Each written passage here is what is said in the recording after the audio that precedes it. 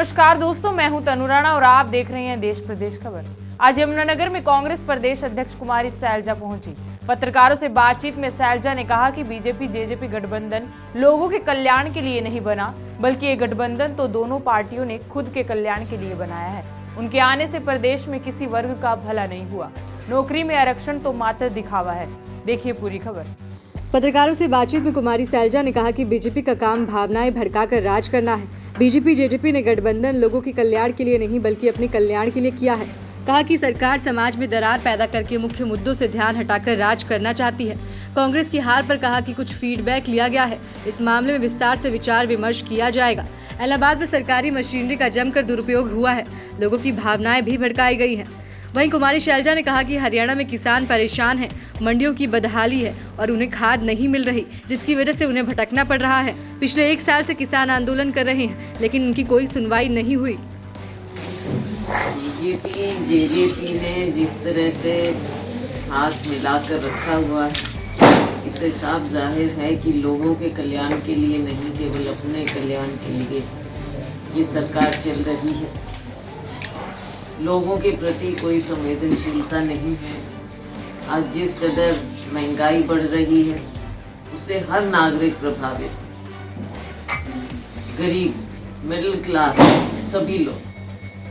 किसानों का जो हाल है वो आप देख ही रहे हैं। साल हो गया है लेकिन सरकार को कोई भी चिंता नहीं।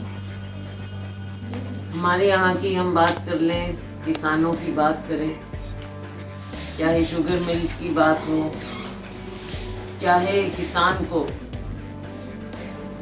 अपनी जीरी के भाव की बात हो, मंडियों की बदहाली आप देख लीजिए, उसके बाद बिजाई के लिए डीएपी की किल्लत देख लीजिए।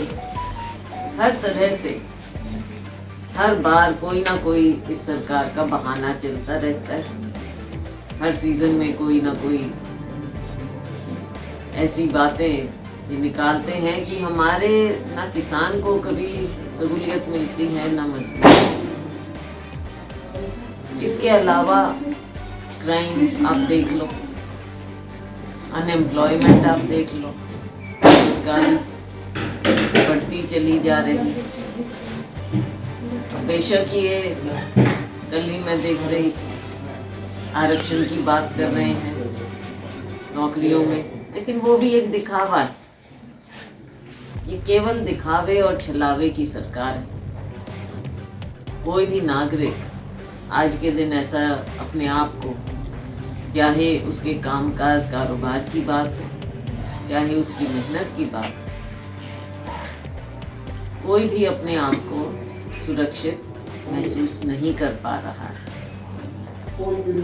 इनका कार्य, भारतीय जनता पार्टी जेजेपी का कार्य यही है कि लोगों में, समाज में दरार पैदा करते रहें ताकि लोगों का ध्यान बढ़ता रहे और असली मुद्दों से ध्यान बांटते।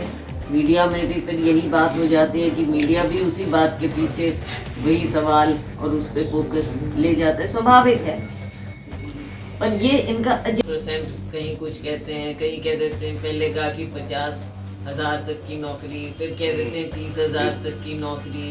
तो ये कुछ इसमें क्लियर नहीं है, ये सिर्फ दिखावा चलता है। और इतना समय इन्हें लगा ये बात करने में भी, अनाउंस तो पहले कर दिया, लेकिन अब उसमें राइडर्स लगाने लगे। आगे समय बताएगा कि कितने बच्चों को नौकरी मिलती है हरियाणा में। कि फिर यही बात है, दिखावा और छलावा। बेरोजगारी में हरियाणा को नंबर 1 बनाया हुआ है, उससे ध्यान बांटने के लिए इस तरह की चीज़ें ये निकालते हैं। वो ऑब्जर्वर भेजे थे, उनकी रिपोर्ट आई थी और वो भी तैयार हो गया खाका उसका।